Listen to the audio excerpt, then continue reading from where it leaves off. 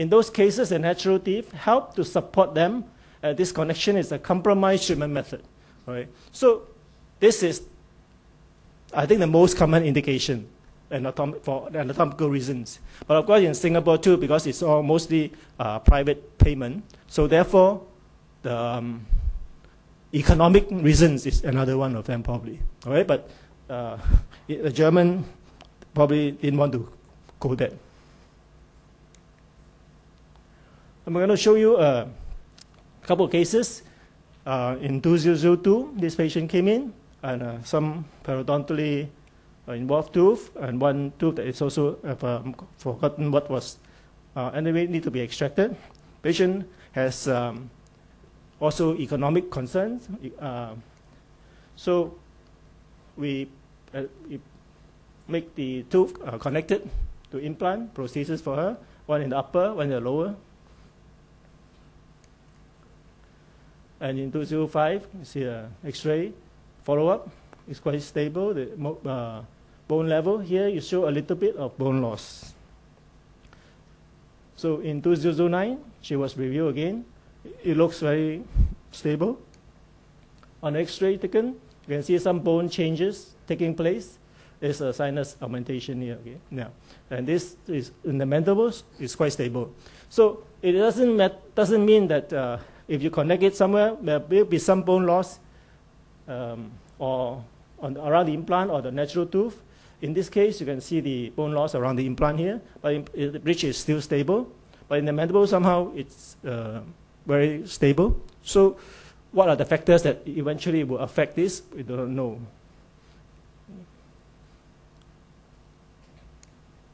And in 2012, you can see here too, that bone loss, but it is serviceable. So this is surviving. Okay, this is also surviving, but it is more successful. Right? So it's a matter of how many years it does take for it to fail, right? And whether it's worthwhile for the patient to have gone through that. And you can see that now we don't attach it to the natural tooth. We just have a cantilever there. So this is a case that came in. She has a full upper arch bridge, and she's one of the executive flying around. But she complained that the entire bridge dropped, always at the wrong time. When she's trying to scold people during a meeting, the bridge dropped. Right? Yeah. It's not jaw drop. So when we look at it, we don't understand why, because it's 4 units supporting the entire upper arch, and she's one of the executive, very stressed type. Okay? So no wonder. And what do? Yeah, she cannot afford to take a bridge out or do anything. She cannot have any disruption because she's so busy. So what we do, we kept the front 6 units. We put an extra implant here and have an implant connected bridge for her. Right, with the just seat there. Okay, and this is how the X-ray looked like in 2002, and we managed to keep her smile all the time without disrupting it, and then everything is going on stealthily.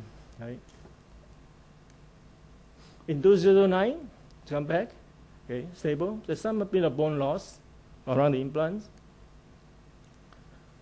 Okay, this one is contributed by one of our colleagues, Dr. Lee. And this patient has fractured root and also fractured porcelain.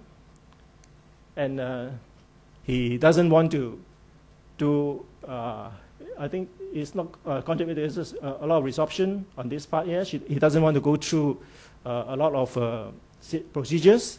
So he opted for implant connected tooth bridge. Right? Yeah, that's how before and after. And this is how it looks. Okay.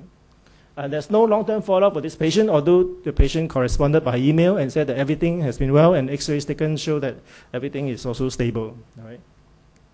But this is another case here, contributed by Dr. Caroline Goh, and Dr. Khan is doing the orthodontics for her at this time. So we put in the implant for her, and we have an implant connected bridge, also because of the same reason that I've given before. And this is about more than 10 years ago. All right. Now, what happened is that Dr. Goh observed that the bridge seemed to be doing well, right? But the bridge is supported by natural teeth seemed to be shifting. And then she framed it onto the implant. Well, I'm not sure. So anyway, I bring it up to you. And she said that this natural tooth here is shifting because of the implant, right? And if you look at it, this is what happened. You can see here, okay, the whole bridge is coming more buckly. And we observe this actually more too with the long-term study where a single tooth is next to an implant tooth, okay? The natural tooth, they tend to drift a little bit buckly or sometimes becomes intruded too, okay, even though they are not connected. So then another case here, these are the ones that I had not originally indicated, but somehow have chosen to do so later on, because this patient has been wearing a denture. She wanted to get rid of the dentures of her, and you see that there's a very severe wear already on the denture.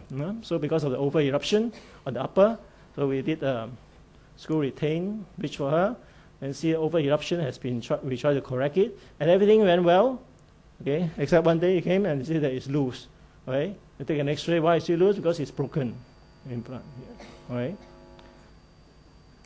And when we look out, we found that actually it's not just broken, one piece of the shoulder part actually broke off. Right? Yeah. So in this case, we indicated she just opted for implant supported because the tooth is here already crowned anyway. Right?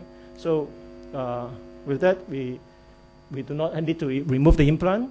We just did a new prosthesis for her. Okay. So these one are the indication that I found after years of practice and meeting the complications. Similar case in this one here, okay? Implant. This is not a control study. It just happened to be do the different implants for him.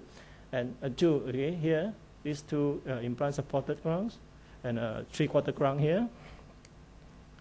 So it's broken, and then we have to put in a bridge. You see that here? It's broken. And the patient has just had a heart attack earlier, and he's on some warfarin, a stroke or something, and he got on warfarin, so he didn't want to do anything else. Okay? We will do the most conservative work for him. So I found the indication for implant supported connection to natural tooth would be when the implants fracture this way, right?